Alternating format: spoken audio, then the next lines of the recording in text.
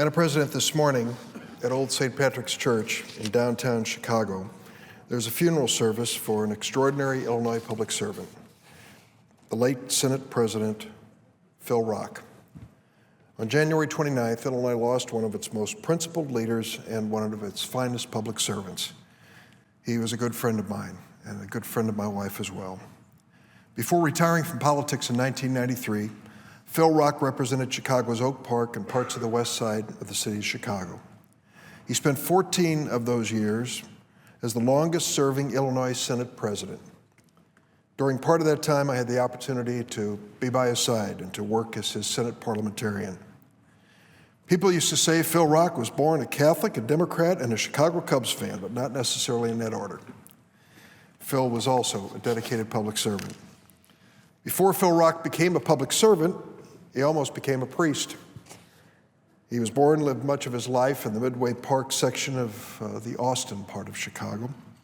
He attended Quigley Preparatory Seminary and went on to the University of St. Mary of the Lake in Mundelein, Illinois. But instead of becoming a priest, he became a lawyer. After graduating from Loyola Law School, newly married to his wife Sheila, he took a different path than his colleagues. He decided not to join a big law firm.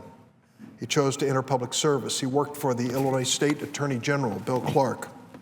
In 1965, he joined up with the Attorney General. By 1967, Phil was the chief of the Illinois Consumer Fraud Division. He chose to enter public service at a difficult time, the turbulent 60s. The country was torn over the Vietnam War and many social issues. The 1968 Democratic Convention was a painful reflection of our nation's troubles. Instead of turning away from public service at that time, Phil Rock decided to dive in and make a difference.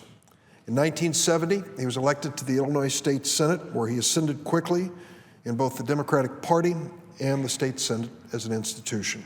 Within a year, he was elected Democratic State Committeeman for the 6th District. A couple years later, he became the Assistant Senate Minority Leader.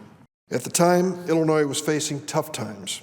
Illinois was hard hit by the national recession and some of the highest urban unemployment rates in the country.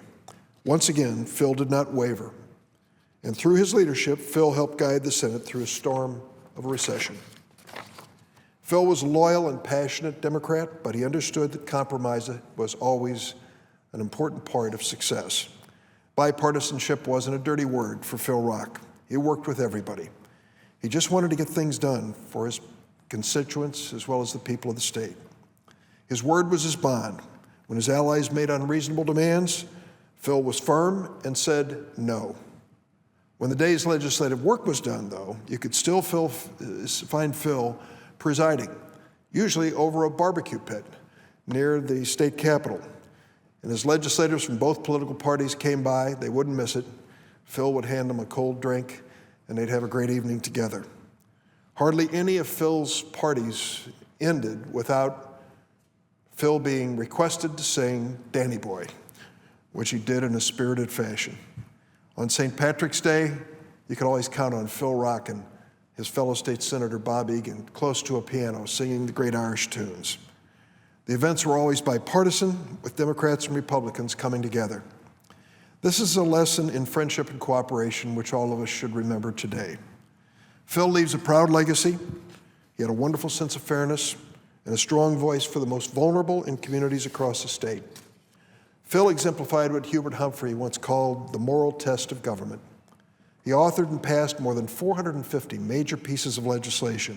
He earned dozens of awards from organizations across the state of Illinois, from Cairo to Zion.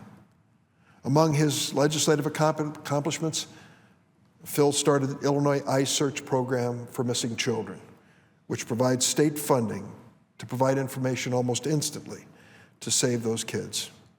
He also championed laws for mandatory insurance for newborns and the state's original Child Abuse and Neglect Reporting Act.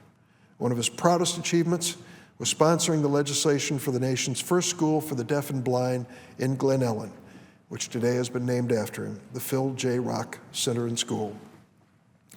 Phil passed away last month at the age of 78. His legacy shines bright from Oak Park to Springfield and across our state.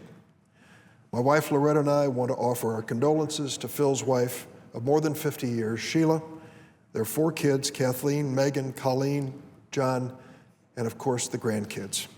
Phil Rock was a tireless advocate for the little guy. He was a giant in Illinois politics, and he will be missed.